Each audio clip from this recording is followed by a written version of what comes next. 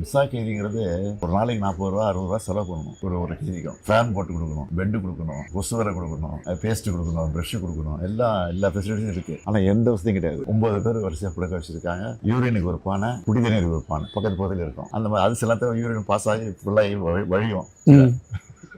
ஏப்பா 9 பேர் கொடுத்துருக்கோமே, 9 பேர் யூரின் போனதுனால என்ன வருது? டார்கெட்லாம் காலையில் தான் எழுச்சி போகணும். 2-3 டாய்லெட்டாக இருக்கும். அது ஒரு 10 நிமிஷம் திறப்பாங்க.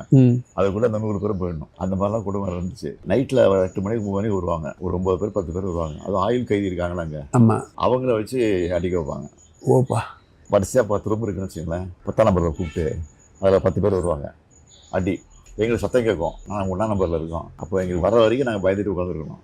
அடிச்சு புஷாவிட்ட தெளிஞ்சிடும். எழுதி கொடுத்துரு, நான் கட்சி விட்டு விளைக்கிறேன் அப்படின்னு கேட்பாங்க. ஒரு 5-6 பேர் எழுதி கொடுத்துட்டாங்க. பயந்து அடி தாங்க முடியாமல். நாங்களாம் முடியாதுன்னு சொல்லிட்டோம். உயிரே போனாலும் நாங்கள் வந்து பண்ண முடியாதுன்னு சொல்லிட்டோம். மிஸ்ஸாங்கிறது மெயின்டெனன்ஸ் ஆஃப் இன்டர்னல் செக்யூரிட்டி. அது வந்து கோர்ட்டுக்கு போக முடியாது.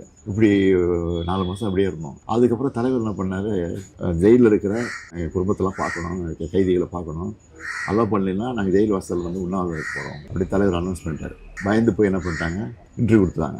ஃபஸ்ட்டு தலைவர் கொடுத்தாங்க. தலைவர் தான் பார்க்க மாட்டேன்ட்டார். கட்சிக்காரனா எவ்வளோ பேர் இருக்கான், என் பிள்ளைய பார்க்க ஃபஸ்ட்டு பார்க்க மாட்டேன், அவங்களெல்லாம் அலோவ் பண்ணுங்க, பண்ண பிறகு நான் பார்க்குறேன் சொல்லிட்டேன்.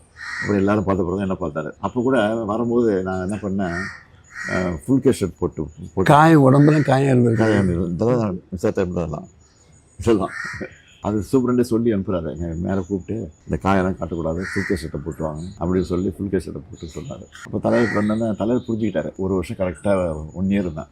1 இயர் இவ்வளோ இருக்குதுங்க. ஆமாம் 1 இயர் தான். வெளியில் வந்த பிறகு நாங்கள்லாம் சேர்ந்து கம்ப்ளைண்ட் பண்ணி அப்புறம் இஸ்மாயில் கமிஷன் என்கொயரின்னு ஒன்று போட்டாங்க. அதில் போய் இதெல்லாம் நான் சொல்லியிருக்கேன், எல்லாம் பதிவாகிருக்கு. நான் 89 ஜெயிச்சு உள்ளே போகும்போது தலைவர் சிஎம்மாக இருக்கார். அப்போ நான் இதெல்லாம் ரெக்கார்ட் பண்ணியிருக்கேன் அசம்பிளியில்.